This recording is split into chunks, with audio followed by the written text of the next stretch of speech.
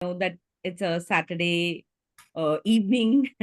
People have things to do. So, we'll just get going and people can come in.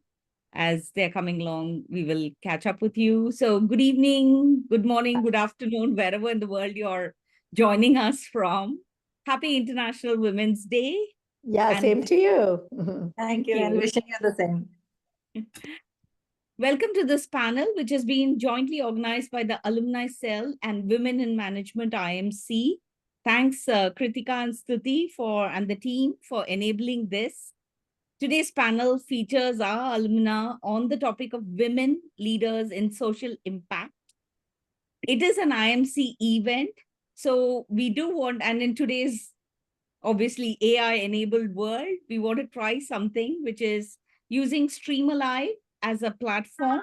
It's a platform which is supported and created by IMCNs, Tina Lingdo and Lux Narayan, which helps amp up audience engagement through chat interactions. So as you're coming in, please use the chat to type in where you're joining us from. And this is a feature called Wonder Maps on Streamalive, which then starts, as you type the words in the chat, it starts plotting it on the map. And that's always very interesting to see where people are joining us from.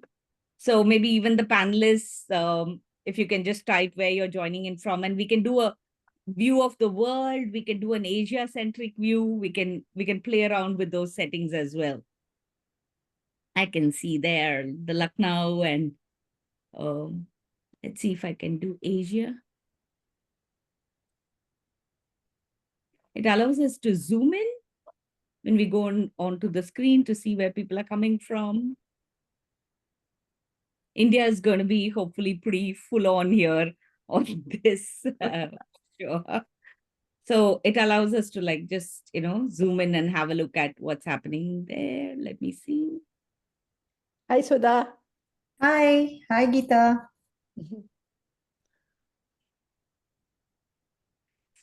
So as people are doing that, let me just quickly introduce myself again. I'm Soundari Mukherjee, PGP 27.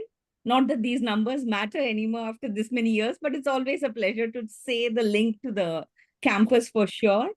I'm a leadership consultant and a business storytelling coach. Sudha and I were talking about big, hairy, audacious goals. So my BHAG is to help leaders and teams drive business outcomes, build a personal brand, and be more human at work through storytelling. I'm actively involved in various capacities in some NGOs linked to getting women to the workplace and helping them stay there through building skills, networks, and mentoring. So big shout out to the NGOs that I support: Empower by Amber Foundation, Aspire for Her, vLookUp, and Global Women's Connect. I also would like to know from all of you, what is the NGO that calls out to you? So I'm going to move on to the next screen here, and let me just do that. Hold on.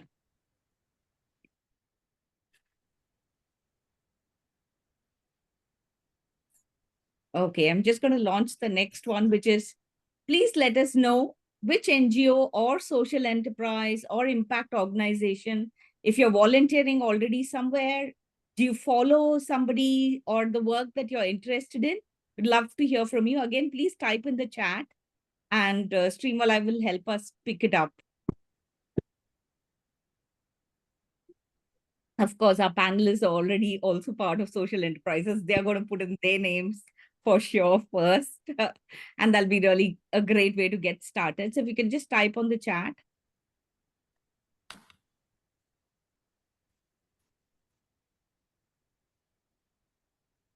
Teach for India, Citizen Matters, One NGO, Gurukul, Hasiru Data, Pratham.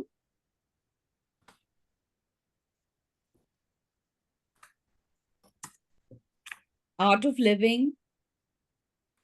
And it's always really nice to know some of the names are familiar names, and some other organizations, it gives us a chance to check it out. I'll be saving this as well, and I can recirculate it back to everybody who's joined in today. Yes, I was waiting for Stone Soup to pop up.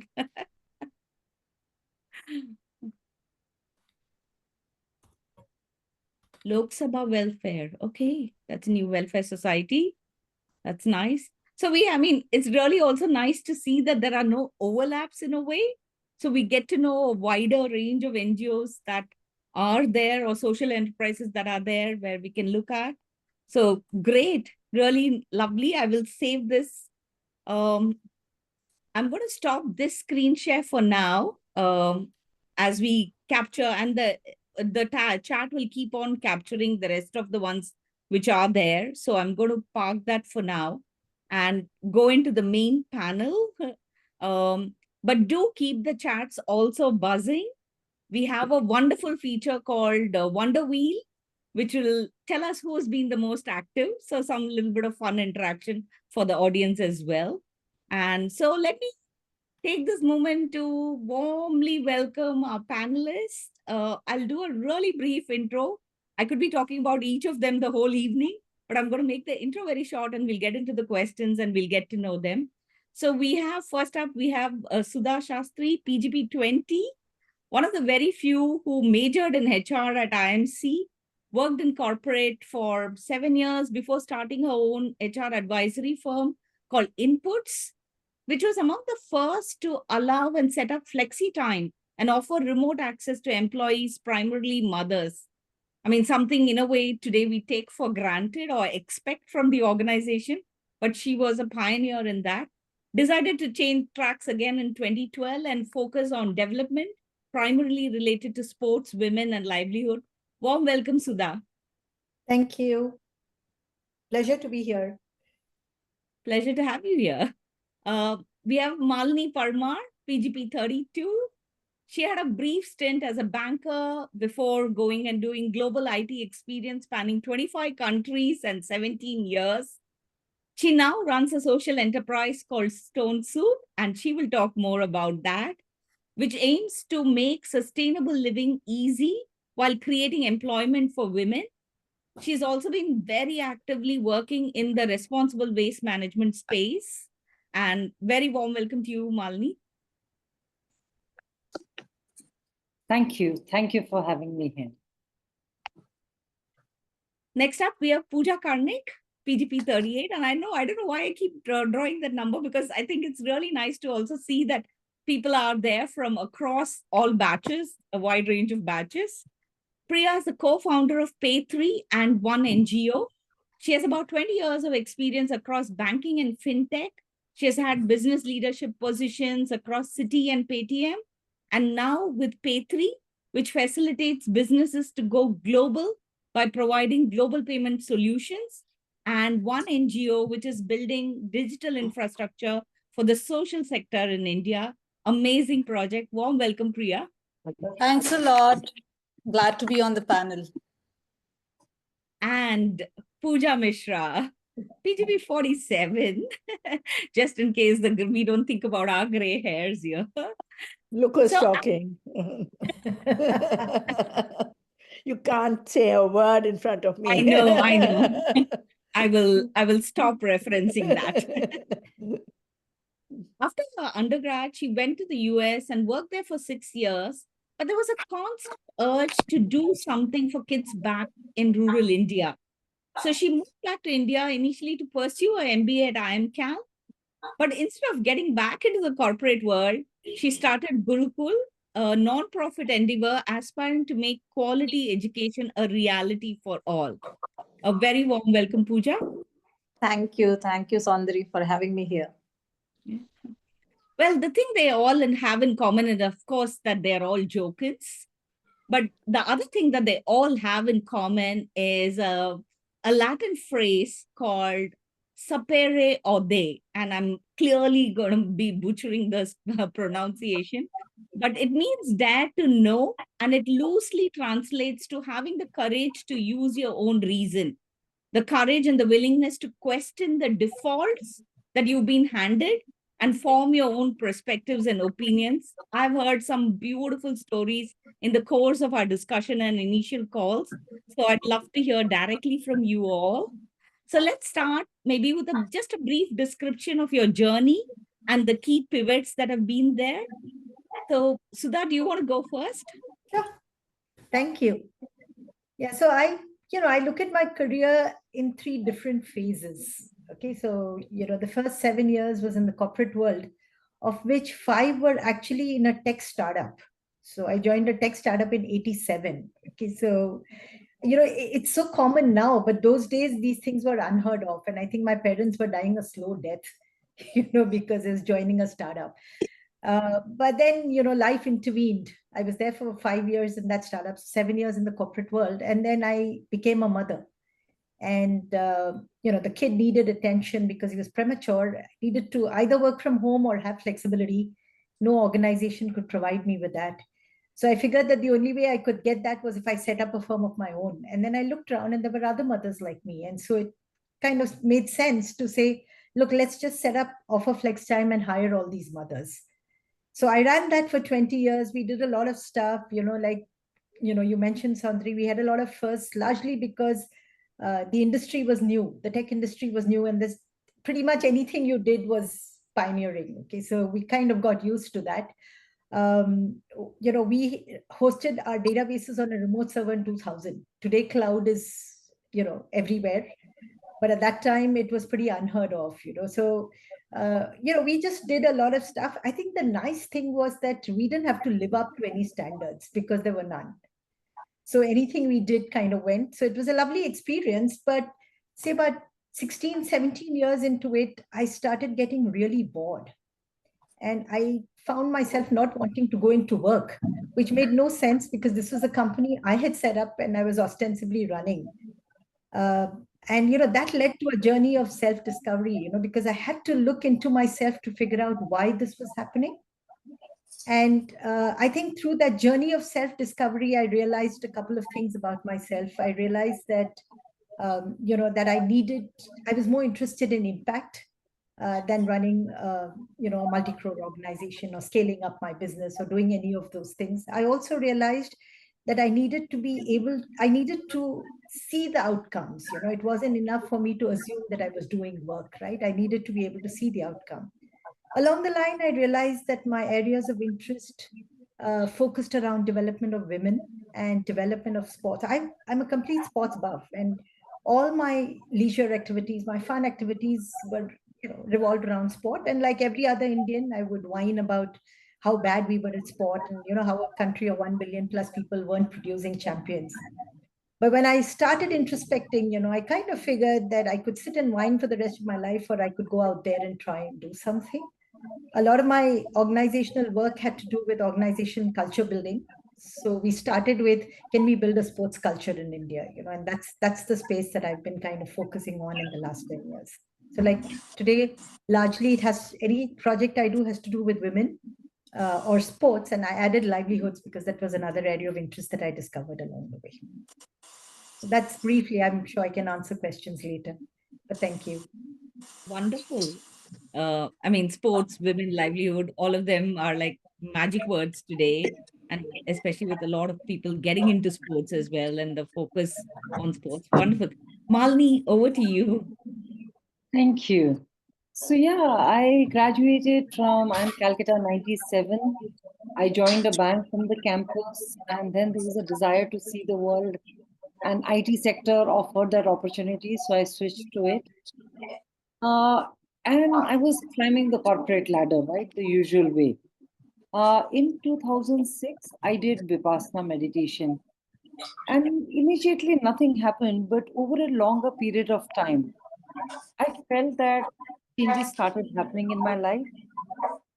I came back to India in 2009, sorry, and to become a single adoptive parent. 2010, a buddy from IIMCal came back, and living in the same community was trying to start segregation at source, and I stepped up to help. And 14, 15 years later, I'm still here. After 6 months, she left. But, so I say I'm an accidental entrepreneur. So that's where I am. So zero waste world is my dream. A stone soup cup in every bleeding vagina, a stone soup composter in every home, everyone segregating the waste and everyone just going zero waste. So yeah, that's a quick one for me. Yeah, it seems like definitely we are just getting the tip of the iceberg feel on that, but we'll come back for more for sure. Priya, do you want to go next? Hey, thanks. So my journey has been driven by passion for to leverage technology for impactful solutions across both for-profit and the social sectors. After a long corporate stint across Citibank and Paytm, I decided to take a plunge to do something of my own. I treaded with baby steps and founded Dwara Money under Dwara Trust to focus on financial wellness for the urban underserved, especially the growing gig economy, right? And that experience gave me the confidence to do something from scratch. And that's when I set up Pay3. As at Pay3, as you mentioned, we solve global payment problems by streamlining both traditional currencies and digital currencies. Somewhere in between, while I was transitioning from Paytm to Dwara Money, I happened to catch up with my IMC batchmate, Gurraj. And, we were discussing about how do we contribute back to the society. And this discussion led to us talking about the digital divide in the social sector. And that started a small step saying, over a weekend, we will pick one small NGO and create a website for them. That was literally the start. And that NGO referred us more NGOs. And one thing, it built upon the initial NGO. And today at one NGO, we focus on empowering the social sector to leverage technology. So we have created about 1,000 mobile-friendly websites for NGOs, enabled over 700 NGOs to collect donations online, created social media presence for 500 NGOs. We also focus on digital literacy programs, and we have conducted over 250 digital literacy programs where we speak about how the social sector should embrace technology and digital solutions. And we've reached over 5,000 participants during this process. So if I were to look at my journey, the common thread is the desire to create impact at scale by looking at technology as a very positive force for change, whether it's changing global payments, fostering financial wellness, or bridging the digital divide. That's a brief summary of my journey. No, fantastic. And totally from an NGO, I mean, having working with NGOs here, one of the things is that, what they say, if a leaf falls in the forest and nobody's around to hear it, does it make a noise? NGOs are quietly chipping away and doing it, and you're creating the tech platform to create that visibility. So important. And I really see so much value in that. So thank you for doing what you do, Pooja. Yeah. As we had in our batch somebody who stayed with a small kid. After that, I think I've only heard about you. So Yeah. incredible journey. Please tell us about it. Hi, I'm Pooja and I'm PGP 47.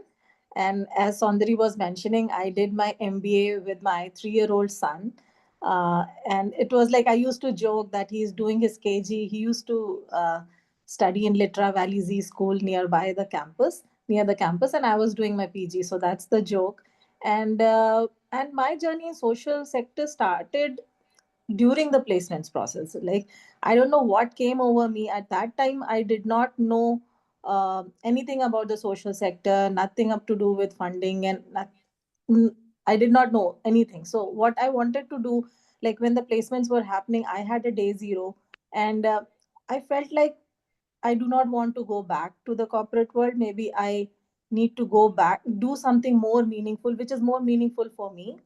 And I at that moment, in 2012, I went back to my village and started a school, put in all my savings from whatever I had working in US for some time.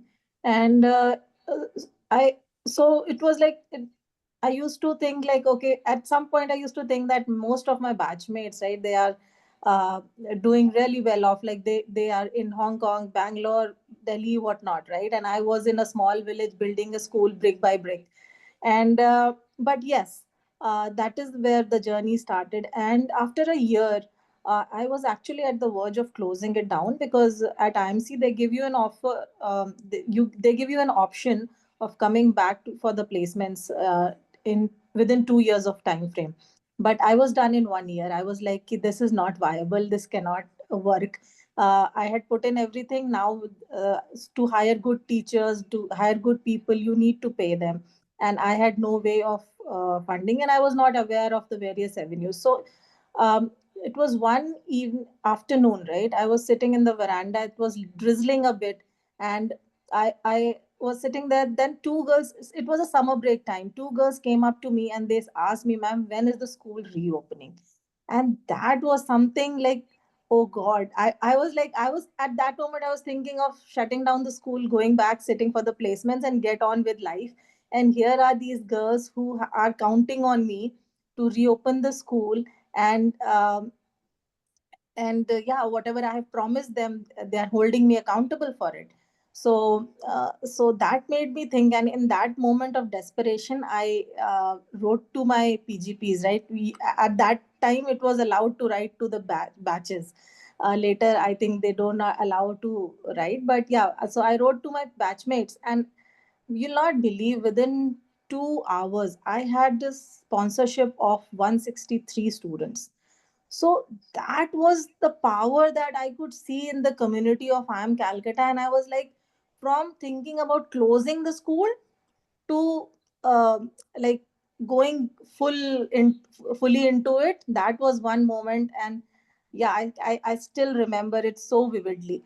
And yeah, from there, there was no stopping. It has been very tough at very many moments, but it has been a very what should I say, very fulfilling. Like when I'm talking to you guys, my girls are sitting in Ikana Stadium and watching a WPL match on Women's Day. So they came over on a school bus to watch that, and I'm supposed to go and meet them sometime after this call.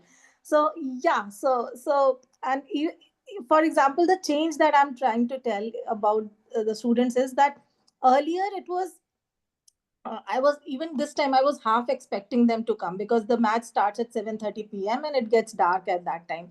But the but most of the parents agreed to send their girls.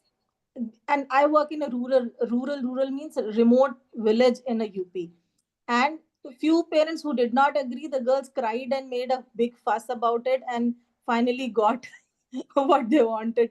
So yes, so that's the change that is happening, and it always um, inspires me to keep doing more. And the reason I went back was because I belong to that same village. I have seen the role education has played in my life. Like the trajectory of my life has been entirely different because of the kind of education I got. And there are so many cousins of mine who still live in the village, who have a different life altogether. So that was something for which probably I went back, and I'm happy to be with my kids. And now I'm also focusing on something called Yellow Roots, where we work with women and on skilling. And Sudha, maybe I'll get in touch with you sometime later. But the power of skilling women is immense, because I'll just tell you one small thing and then I'll stop. Like today I was going through the profile of our kids, and one of the families, their monthly annual income has just doubled because the women started working as a home beautician. So that's the power of, and villages and have immense capacity to do work. Like, and yeah, thank you so much for listening to me. Wonderful. And I especially love how your girls are holding you accountable for, Yeah. and instead of it being a push, it's becoming a big pull for getting things done. And that's like impact really in action. Wonderful. I want to lead on to, maybe Priya, Malini, you can get us started. What is the driver behind these key transitions? I mean, you've had a either corporate to impact or corporate digital impact. Some move, each of you have had your own moves. Was there that one defining moment that pushed you in the direction? Sure, I can go first. If in my undergrad, if you had asked my batch, is Priya likely to be an entrepreneur? I would have been surprised if there was one hand that that would have been raised. So I was not the entrepreneurial type. I was happy coding. I was happy in my cubicle, and I know everyone expected me to pursue my higher studies in engineering after NITK. But somewhere in the final year, I felt a strong desire to understand and develop the human element that goes beyond technology, that inspires and delivers change and drives this change. So I consciously stepped out of engineering and decided to explore that piece and decided to do a MBA. That was one significant pivot. The second was, while I loved the global experience with City, it was my desire to come back to India and contribute directly to its growth, right? Leaving City after so many years felt like a very big leap of faith moving to Paytm. But at Paytm, I was exposed firsthand to building solutions, leveraging technology to create a large scale impact. And that kind of inspired me to say, okay, I could probably try and do that. And yeah, those were the two pivotal points, right? Letting go and saying, hey, it doesn't matter. Let me give it a shot. I think those were two pivotal points, I would say. Yeah, wonderful. Yeah, for me, the change, I never thought I would do waste. I liked getting a lot of money, and IT paid well, especially when you're in sales. I feel first pivotal was doing Vipassana. It allowed me to focus on what gave me meaning and not what I thought the society, values. So I think that was a big change. The other one was as I was flowing. So when I look at it, I became a volunteer, right? Waste volunteer. But when my daughter couldn't breathe, I felt it was a moment which turned me from a volunteer to an activist. Because now suddenly I was fighting for my daughter's right to breathe, right? Every time there was a garbage burning, she would have difficulty breathing.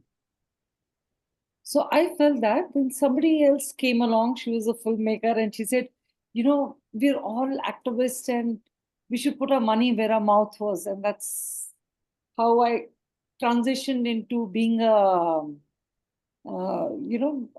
social entrepreneur. But even in the social entrepreneur, I've had confusion for years. Am I an activist? Am I an entrepreneur? So then we formally formed two companies. One was a Stone Soup Trust, which is where we wanted to work, right? We didn't want to work just for the money of it. But then there were paying customers, and then there were corporates that wanted to donate money. So Stone Soup Trust does large-scale pilots, does meaningful work, which involves a whole ward. We want to go to Chhattisgarh. We want to transition whatever we've learned to somebody else so that we can all together make the change faster. So that's the kind of work which we do in Stone Soup Trust. And for the paying customers, we have created a for-profit. When I looked at it and a degree from IIMS gives you a little, oh, I'm too cool, I'm too good. But when you start working and you find people who've been an artist and you see the amazing talent out there. My most proudest moment currently is, in Kanamangala, 80% of the waste in the Gram Panchayat, we manage within the Gram Panchayat. The lady who's heading it, she's never worked before in her 50 years of life. She'd been an auto driver's wife. Her kids have gone to, both got married and away. And she's packed with leadership skills, right? So I think the journey transforms me as I'm trying to do transformation outside. And I see it as a continuous process. Every few years, you look back and you say, oh my God, what distance have I traveled? Lovely. Yeah. Lovely. Yeah. I mean, a lot of self-awareness and self-learning along the way, right? Fantastic. Yes. Sudha, do you want to jump in? Sudha, you're on mute. Yeah. Is that okay now? Sorry. Yeah. Yeah, so I think we talked a little about the pivots, right? The first one was when I became a mom and no one would give me a flex time job or, the option of working from home. And so, I mean, I'm an entrepreneur by default because there was no other opportunity. And so I had to become one. The second one was more interesting because, it had to do a lot with my own introspection and, understanding who I was and what my drivers were. And I think, there were two watershed moments which didn't seem critical at the time they happened. But when I went into this whole journey of introspecting, I kind of kept going back to those two instances, or those two experiences. The first one happened, I think, in, maybe late 80s or early 90s. I was sitting with my dad and I was talking to him. And in some context, he told me, when I die, I want everybody to say that he always tried to do what was right. Okay, so, and that's how he wanted to be remembered. So, for some reason that stayed with me. And I didn't do very much about it until, say 15 years after he passed very suddenly. So it was 15 years after his death when I was looking into myself and trying to understand me. That's when this kind of came back. And I started looking at what I wanted my tombstone statement to be. What is it? What was my footprint or my legacy going to be? What did I want people to say about me when I died? The second one was, maybe early 2000 in our office, one of our annual training programs. It was a small boutique firm, so everybody was in the room. And I said, look, can we do a BHAG exercise? So can everyone write what you think a BHAG should be? So let's look at a 10 or a 15-year time frame and let's write a BHAG. And when we looked at what everybody had written, we realized that nobody had a revenue or a turnover goal. No one in the company. Okay, there were numbers. Everybody talked about wanting to be a pioneer because we had so many firsts to our credit. Everybody talked about impact, touching people's lives, reforming organizations, etc. But there was absolutely no revenue number. And so when I thought about it, I realized that maybe at an unconscious level, I was already building an organization that was focused on impact, and that's what led to this whole understanding, and I also realized that I needed to be operationally involved in whatever I was doing. Advocacy wasn't my thing because I like to see the outcome, so, so I kind of broke it down and then I decided that, I just wanted to go out there and try. And I am probably a living example of when you want something very badly, the universe conspires to make it happen. Because I just sat in my office and said, I want to work in sports. I need to work in sports. And it happened. I was invited by Olympic Gold Quest to mentor their athletes. And that's when the journey started. That was 2009. And it's been a wonderful journey so far. So those were the two key pivots in my case. Love the BHAG exercise. I think that's something most organizations maybe should do to figure it out, right? Sudha, I wish you were 20 years earlier. My both girls went till national levels.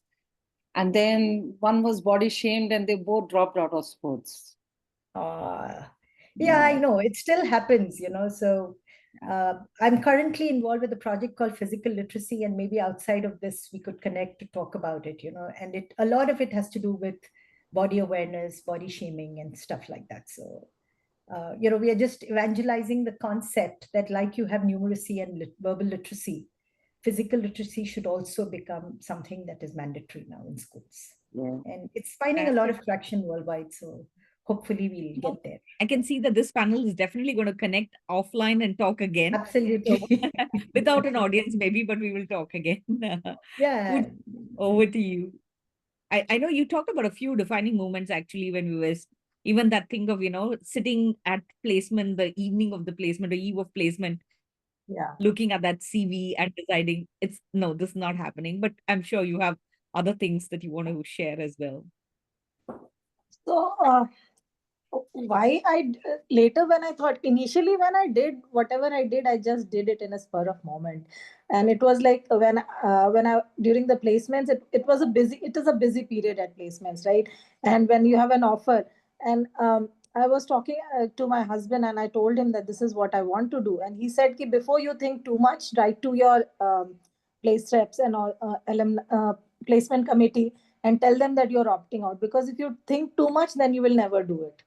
So, so that is how it happened. But later, when I think about it, I think there were few pivotal moments. One was like I visited my village and I traveled all alone. So when I reached there, my cousin sisters, elder sisters, they were like, um, who have you come with? Like, who came along with you? And I said, I've come alone. And they're like, there's nobody who came with you. Like, for them, a male has to accompany you. And she's like, she very proudly is telling me, I don't never go anywhere without somebody with me, right? Either my brother or my husband has to be with me. So I was like, okay. So that's the perspective. And I could have a different perspective. I traveled to US all alone for the first time. So I could see that comparative difference between me and my cousin coming from the same family, same environment and everything only because of education. So education always played a big role, and probably that's the reason I wanted to give it back, that opportunity to my to the girls in my village, and also the boys, of course, but yes, primarily the girls. And that is where the focus was. And also, my one of my inspirations has been my grandmother. Like, she used to live in a village, and she, I would say, like, now I think of it, that she was an entrepreneur. She had a, like, she had rented her space to a bank, so she was getting monthly payment rental from a bank. She had, like, uh, in her home she had built a small two-room ka thing, and she had rented it out. And she had once told me that I give only to government employees, because government teachers are placed in primary school, so she used to rent it out to them. So she had those different sources of income, being a woman. Even today, if you go to a village, you'll find it very difficult to find a rental accommodation, and she was doing it in 70s, 80s. So so that was my inspiration, and she always had very high hopes of me for some reason. And I think those were some of the things in my back of my mind which made me do what I did. Oh, wow, what a fantastic grandmom. Airbnb before its time. Totally. Yeah. Wow, really nice.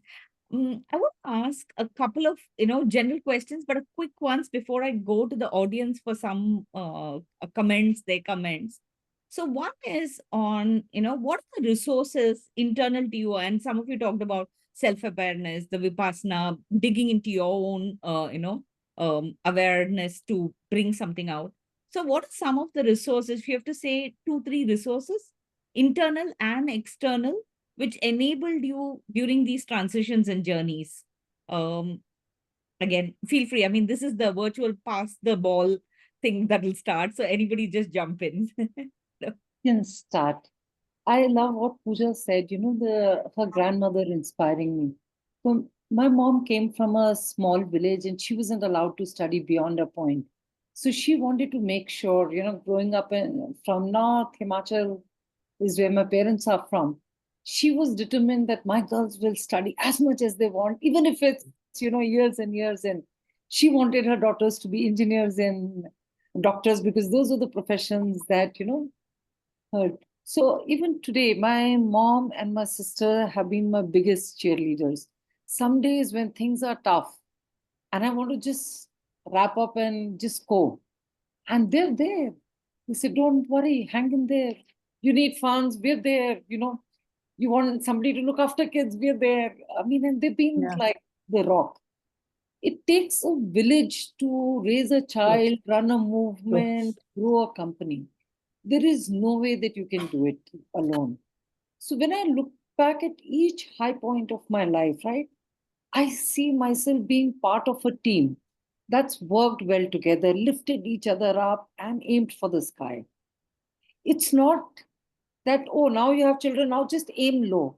No, even in spite of it, when we've aimed high, is when we've done like amazing stuff and had amazing fun. So yeah, I feel Yeah. takes I've been lucky to have a great village around me. Yeah, I completely agree with Malini. I was about to mention the same thing. It takes a village. For me, it's a long list. And in the interest of time, first, I had tremendous encouragement and help from my spouse. And the list goes on, right? My in-laws who, help me with the kids, and even my brother, aunts, cousins, whenever I've tried to, do something that I feared, is this the right move? Am I taking on something more of a challenge? They've always been there saying, yes, Priya, you can do it. You can always give it a shot. That's the number one. The second, what has worked for me is building a crucial financial safety net through diligent savings. I think that has taken the financial aspect of that worry aspect out. Third is I consciously had to let go of all the perks and entitlement that comes with a corporate career. It hasn't been easy for me because suddenly you're a nobody without all the titles. So in effect, and then this is very ironic, I keep telling people in life, I hate roller coasters. But to do this, I had to embrace figuratively roller coasters, embrace the fluidity of change, the ambiguity, and be resilient throughout this entire journey. Lovely. I mean, the roller coaster and the safety net. I think those are like good metaphors to remember about. And I'm sure a lot of us can relate to it. Beautiful. Yeah, Sudha. Yeah, so, family, of course, and I think mother-in-law specifically, especially when you have kids, and that was the reason for me quitting the corporate world, so that was important. They were always there. My husband, I married a batchmate, okay, and we became entrepreneurs in early 90s, okay, and no funding. We sold everything. We pulled out our PF. We put everything there, and we really bootstrapped. I mean, literally bootstrapped. So I think a lot of strength comes from that because you've been there, you've gone through it, and it can't get worse. But I think what really helped was that he exited in 2006, and I had shares in his company. So this financial safety net happened. So I kind of when I decided I wanted to do this, I talked to my wealth manager and I said, okay, this is the annual income I need. Build inflation and tell me what corpus you need. So the day I hit the number, I wound my company down and went into the sports area. But after that, I think what happened was, see, all my heroes growing up were in the sports field. And when I started working, it was like the doors just opened and I got to meet a lot of my heroes.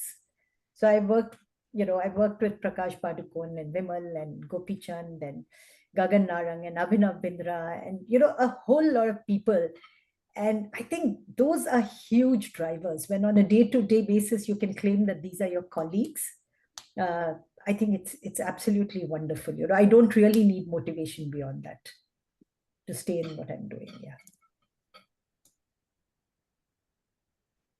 Yeah, I mean, so much relatable, so many things to add on. But I think one of the things also in this kind of a journey, especially in the impact journey, and to your point, Priya, where you were talking about, letting go of the perks, that sometimes can also make us question our own definition of success.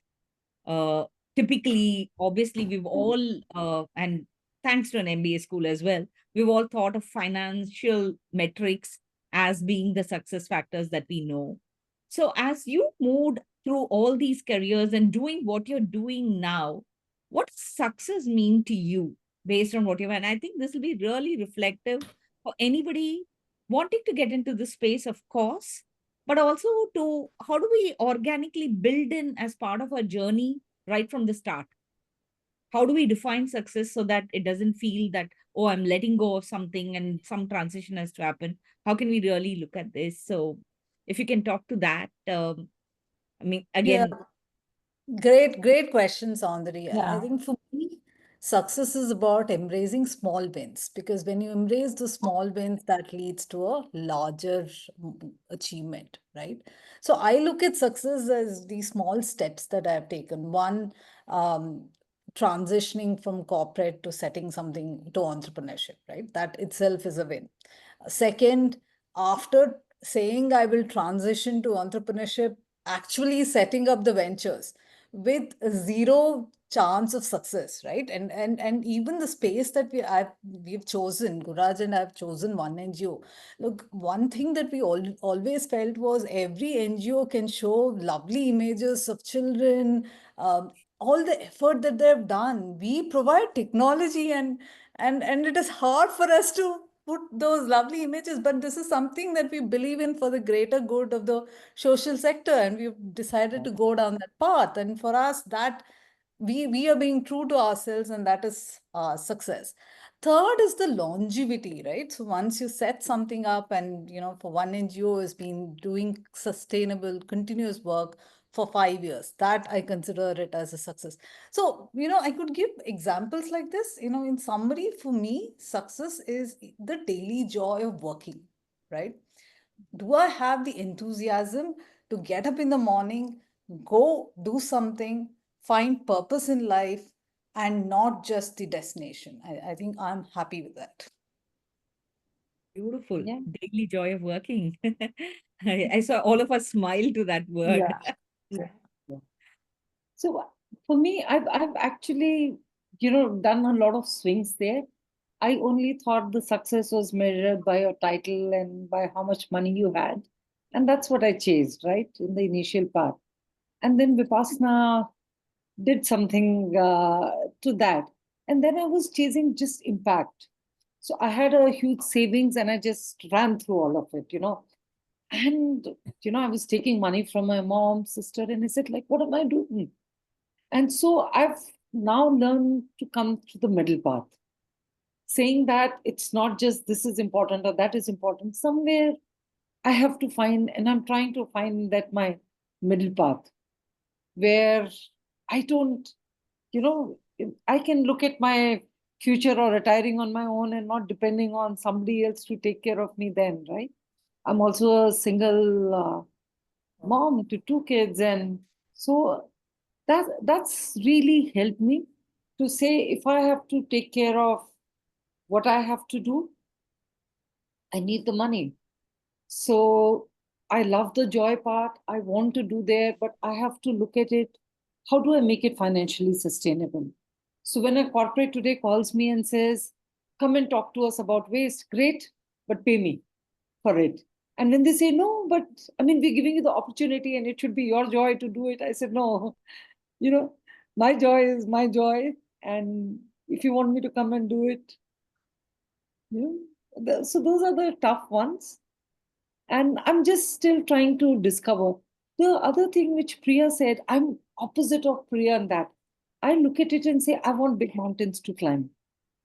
I want a zero waste world. Like, you see my title. I'm not satisfied with, I can understand that I have to start small and build a pilot and make it bigger and bigger and bigger. But I need to see the big goal. So yeah, that's where success for me is. Yeah. So Pooja, Sudha. Yeah. Pooja, you want to go first? You can go, Sudha. Okay. So, in my case, I think, like I said before, the fact that we were doing things for the first time, right, meant that there were no standards to live up to. And I think I just enjoyed that. It was very liberating in a way, after 2 years in IIMCal, when, you were competing with everybody. And see, most of us who went into IIMCal did well at the undergrad level, right? And then suddenly you were put in place in IIMCal when you realized that, a lot of people were a lot better than you were. So I think it was very, very liberating for me. And I think I really enjoyed that process. And I think, my choices, people always found my choices bizarre. Okay. I think I kind of like, even choosing to go into HR, and I did my summer in finance, by the way. And, and then a lot of the things, in early 2000, we were talking about values-led organizations, and people would look at me like I'd come from space. They had no idea what I was talking about. And I remember, there's this lady, who she was in IBM. She's a research person. She listened to me. She had this glazed expression and she told me, how old are you? You sound so spiritual. So clearly, I wasn't very communicating my concepts very well. But nevertheless, I think it was very liberating to know that you could just start, go out there, do something. And with now that I realize that very soon they become mainstream, right? Today, everyone's talking about values and, higher purpose and stuff like that. I mean, which is why, Malini, you get calls from organizations asking you to talk about zero waste and stuff. So, I think that's definitely one for me, that it's okay to kind of go out there, do your thing. And, maybe you'll move the needle and hopefully it'll become mainstream someday. But, in this whole journey of introspection, I also realized that what I really wanted to be, and this is how I define myself, I am an evangelist. And at various points, I embrace some cause and I'm evangelizing it. So, I am a values evangelist, I am a sports evangelist, so I just, so as long as I'm defining myself as an evangelist, the goals become very clear, right? I mean, all I need to do is spread the word. And that is my measure of success. Fantastic. And Malini, to your point, I mean, with corporates, so I work with an NGO here where we work with ethnic minority communities for them to, university women, year 3, year 4, to transition from campus to corporate. And one of the things sometimes is when we go and ask for internships, they'll say, oh, we can give you an internship, but we can't pay. And these are women, young women coming from underserved backgrounds. And I will normally fight with the corporate to say, no, you need to give an internship amount. You can't expect them to work for free for whatever duration. And I think pushing the corporates also and holding them accountable for what they are saying is their bigger CSR, whatever word, today there's a lot of debate on the nomenclature. I think that's really important when we are working in these spaces. Pooja. So for me, success would be very, very simple things. Seeing the smile on the faces of my girls, which I'll see today, that excitement, right? The starting from 3 rooms and 23 kids to a full CBSE school till class 12th. That's success for me. And the change that I'm seeing, like for example, last year our girls did cross 90% marks in their board exams, CBSE class 12th. So that is success for me. These girls have no support at home, like no home tuitions, nothing, right? Parents are hardly literate, and then crossing that barrier. And it's not just about the 90%, it's about that mindset shift also. Even I was not sure whether they'll do this, because somewhere in my heart I knew that they are not up to it. But when they crossed it, the next batch is trying to beat that target. So the mind shift change has happened. So that's success for me. Yeah, that would be all from me. Yeah, fantastic. I do want to just touch base with the audience who's listening as well to see what they think about the conversation. So let's get some audience comments in. If you can type in the chat, what comes to your mind? And I know, Manju, you've been typing already, which the program may not pick up just yet. What are some of the thoughts that are coming to your mind as you listen to their journeys? I'm sure some of you have had similar or relatable journeys or something you have to add. So please type in the chat and we'd love to hear from you. This is one way of actually, also getting some resonance for hearing about the journeys. So would love to see your comments on the chat. And again, each of the panelists also, you can write about something about each other's journeys as well. Something that you want to add on. It'll be good to hear. Thanks, Shalini. You are the inspiration for us to get us all going onto this panel itself. So really, thank you for being there. I know it's really early in the morning. Really grateful that you are there.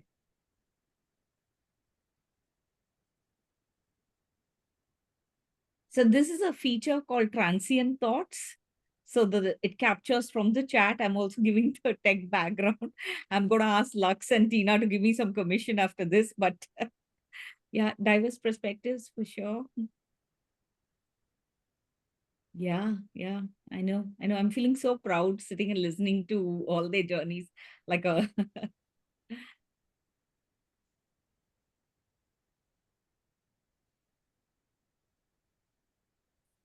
let's just give it a few more seconds to hear some more thoughts. uplifting.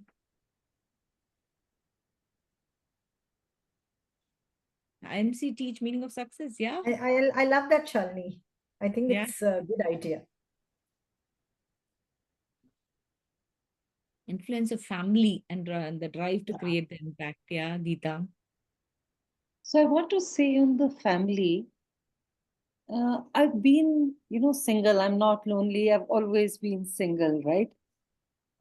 We define our family very narrowly. I look at it and say, when I had to travel and I didn't have a live-in mate for a short while, I've had neighbor friends who've, taken care of my kids. I have a best friend from IMC, like Rini. I call her up. She's my counsel advisor. So many times I picked up her brain when I moved from IT to what was called B2C. And so she was the one who educated me about even the basics, right? So I liked what I heard long back, one of the Shri saying this. Just expand what you think is your family to include a little wider circle, a little wider circle.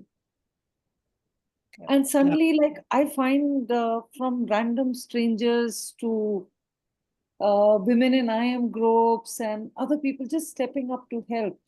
Yeah. Yep. Yeah. And I would like to add the IMC badge, that you have.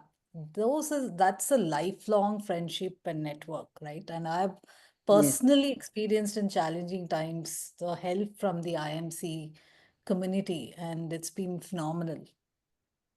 I think asking for help itself is such a, actually, it is very empowering and thing to have the courage to ask for help. A lot of the times we are also sometimes trying to strike out on our own. So for instance, I have my own personal, what I call my own personal board of directors.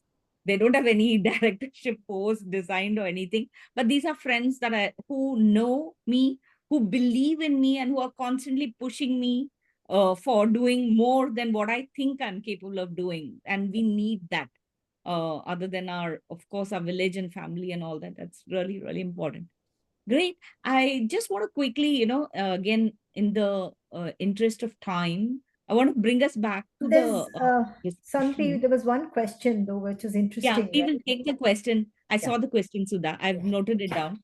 We'll take it in a minute so that, for me, I think from all your conversations, one, education as an enabler, the self-awareness to lead yourself, building trust and transparency, and this is on impact measurement, something that came about even in our previous conversation, solving for a business sustainably, some of the things that I'm definitely taking back. There's a Kierkegaard statement which says that life can only be understood backward, but must be lived forward. But if we could actually go back, what is the one thing that you would like to tell your IMC self? Okay. Yeah, Can I go first? Okay, go ahead. Go ahead. Yeah, we'll do batch-wise this way. Go, Sudha. Okay. So, well, yeah, then we are going back 100 years, okay, if I have to talk to my IMC itself.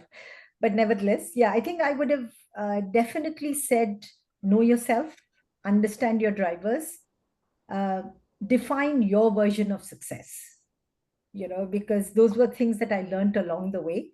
And I think it's very, very important to figure out what you want to be remembered for. I mean, a lot of the work I do with women now actually focuses on their tombstone statements, So, because I think when we work at what what we'd like to be remembered for, then it becomes fun, and it becomes easy to do that because you'll always play to your strength then. So yeah, it's know yourself, understand your drivers, define your own version of success, then go out there and do it. The universe will help you.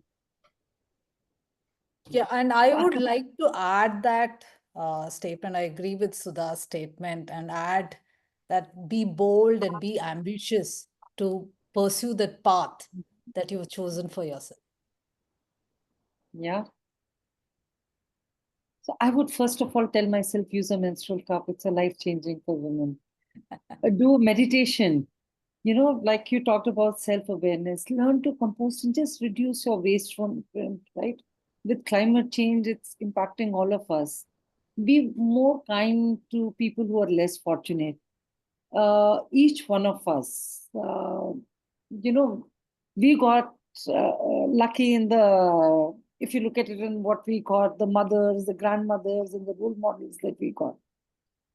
And to remember that might have graduated from IMC, but we're not superwomen, especially after we become mothers, right? And we take care of aging parents and children and community and company, and we shouldn't forget our own physical and mental health. I know I did too. I also feel that I used to be one of those, who would cry much more easily. And it's okay to cry. If there are too many, but if I'm crying too often, there are too many tears or angers, it's time to change things or move on, right? Seek help, like we talked about, right? And I've been blessed with very supportive and giving ecosystem, especially girlfriends I inherited from IMC. So yeah, a long list of things to tell me. Yeah. Pooja, Priya. Yeah, ma'am. And I think Pooja, I've covered. Pooja can. Yeah. So, a very simple thing. I'll just tell myself to believe a little more in yourself, and and and if I truly believe that if you work hard, put your heart and soul into something, it will happen. And I truly believe that there's something, some superpower or whatever you call it, to guide you and take care of your things. Fantastic. I'm noting it all down, and I'll go and listen to the recording again. These are great mantras to live by. I think we have a pretty diverse audience, and I'm sure there'll be more people listening to it later as well, whether it's the batch, the professors, the people in the industry, entrepreneurs, other social entrepreneurs. So as they contemplate their own journeys and and consider embarking on a similar path, what's the one thing that they should remember, or what is the one thing that, or if you want to do it differently, what is the one thing that in the audience today can contribute towards social change? Either sort of an advice, one thing to remember, or one thing that they can do to contribute to social change. Just quick one thoughts from each of you. Hello, Yes. everyone. This is Manju. I think this wonderful panel, Malini, Pooja, Priya, Sudha, summed it all up for us. Each story is so inspirational, very touching, and how they've sought growth, personal and professional, within and without support systems. So that's something that's really touched me. And I love the idea that they're also seeking some kind of a spiritual anchor in what they do. I find that has helped me through my journey, because I've lived in many different countries, changed many different homes. We are making our last move, 19th move to London at my age, which is 82. Well, I don't know whether I lived to 92, but at 82, we are downsizing massively and doing the equivalent of the last of the Vanashram hermans. So I'm not going into the jungle, but going into a different space mentally. So all these stories were wonderful. Thank you. I'm glad I could listen to them. No, thank you so much, Manju, for also your comments on the chat. And you are an inspiration. I know that. So really lovely to hear from you. Shalini, I know you want to add something. Can I just listen to the panelists quickly and then I'll come back to you, Shalini? Yeah. No, I just wanted to tell everybody Manju is the first woman MBA in the country. So we need to celebrate her. Without her, we wouldn't be here. That's all I want to say. Oh, thanks. Thanks, Shalini, for pointing that out. Thank you. Wow. Yeah. So, Priya, why don't you go first? Yeah, if I were to remember one thing that's close to the heart during this journey is embracing failure is crucial, right? And that's something, see, if you look at the base case for any venture, the base case is not success, not even, and definitely not a massive success. What has happened during education, during the corporate career, there's a dopamine of these incremental, continued success that is fed to us and that we are used to. And when we start something on our own, that completely goes away. And it suddenly feels like, am I such a big failure? I used to do well in academics, I used to do well in the corporate career. What's happening here? I think making peace with that is something that is very, very important in this whole journey. Can I add to that, Beautifully said. Priya, on that note, actually? And I know the question was different, Sondri, but since she made the statement, I would go a step further and I'd say, actually celebrate failure. And I'm going to give you the example of sports, right? You don't try till you succeed. You try till you fail. So if you're doing a high jump, they keep raising the bar till you can't do it anymore. Yeah. Then you go back and you train and come back the next year and you go through the same process. Same thing with long jump, right? You keep increasing the length until you can't do it anymore. And I guess that's why we find that anybody who's played sport is actually very resilient. Because you don't see failure as something that's not good. It just means you have to go back and try harder, and you celebrate what's happened before. If you've jumped 6 or 6.2, it means that I still managed to do that. You're still going to try 6.4. And so I think that for me, I mean, I'd like to change the language. We don't say manage failure or handle failure. We have to say celebrate failure, because that's the only way we'll progress.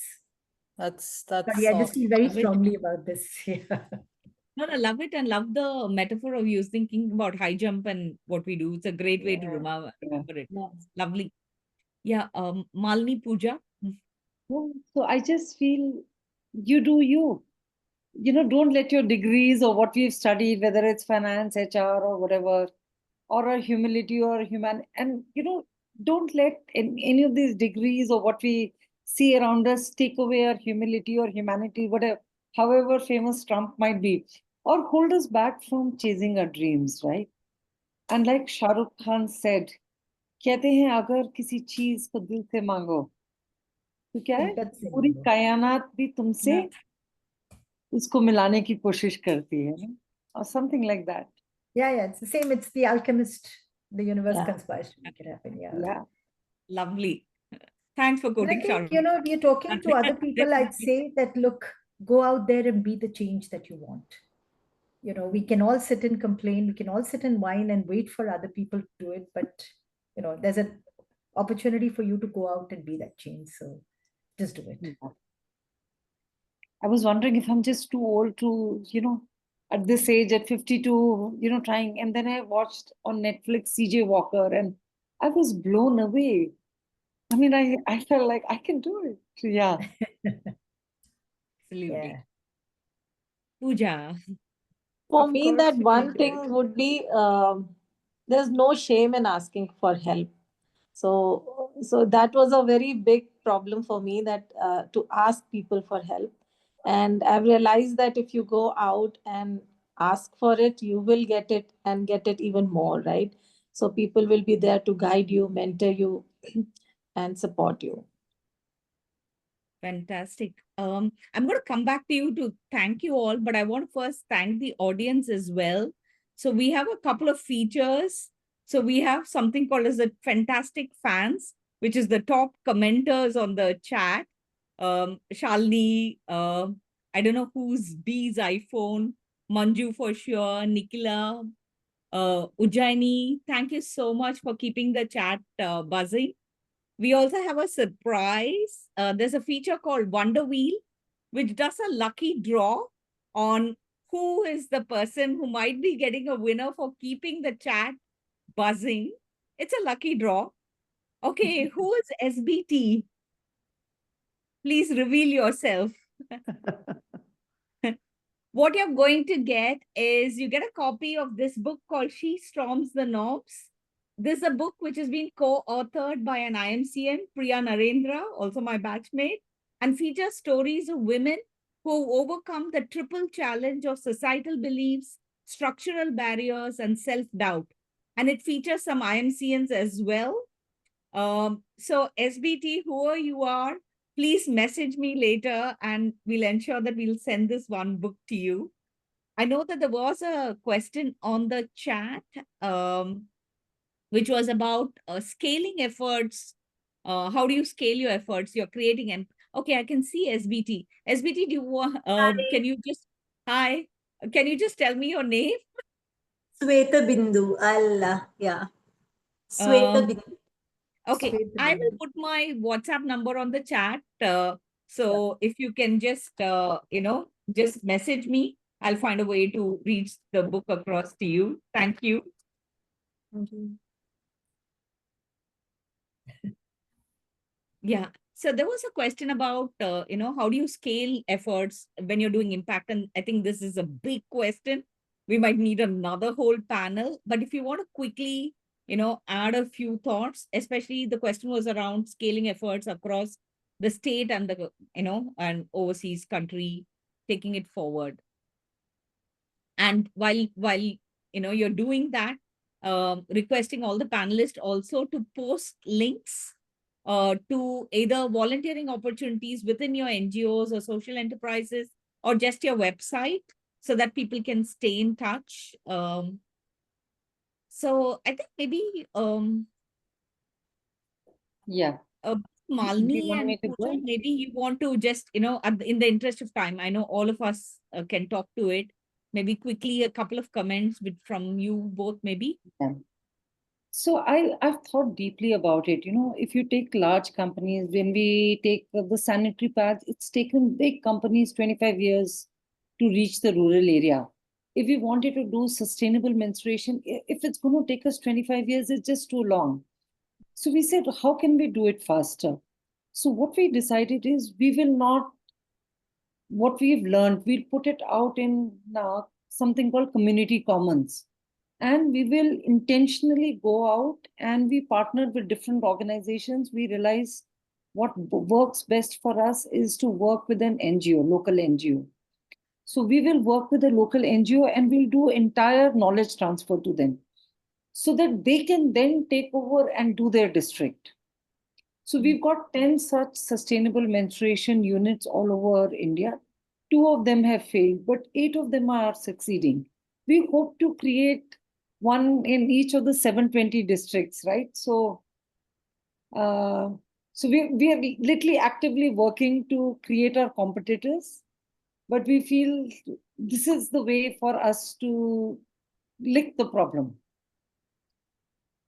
Yeah, I think my view is it's technology, embracing technology. So today at one NGO, we work with NGOs across 23 states and union territories. We've also received requests from outside India, and we heavily use technology to make this very scalable, whether it's creating mobile-friendly websites that the NGOs can manage themselves, right? So like you take an Instagram picture and upload it, your ability to update the website is take a picture, write a line about the activity that you've conducted and upload it on the website.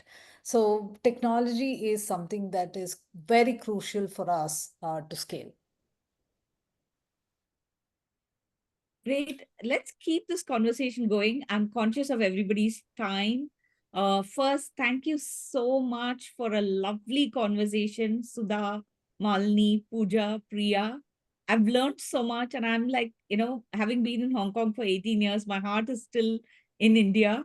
So I do want to find ways to keep doing more. And I'm so inspired by what all of you do to want to come back and be part of all the change that you are creating. So definitely another conversation with all of us, just, to connect and all that. And thanks everyone for being such a great audience. This is fantastic. And thanks again to the alumni cell and Women in Management IIMC, Kritika and Stuti, for making this happen. And Shalini, thank you so much for waking up early and getting us going on the Zoom link. Really appreciate it. signing off for now. Happy to linger for a couple of minutes if anybody has any one-on-one questions, but otherwise, I know our panelists have places to go. So signing off and have a very restful weekend. See you all on the other side somewhere sometime soon. Bye. And thank you a lot, Soundari. Thank You you, Soundari. organized a great job. panel discussion. Thanks a lot. Kept And it lovely Thank you, meeting all of you. round of applause. Thank you. Thank you, Saundari, for anchoring it, ever so gracefully, and so professionally. And all these new features that you put on the screen, it's quite amazing, So technology idiots like me, will learn everything, something every day. No, thanks, Soundari, so much. Thank you so much. Thank you, Bye. Soundari. Bye. Thanks. You guys. Bye-bye. Happy Women's Day. Happy Women's Day. Happy Women's Thanks Day to all the of you. audience.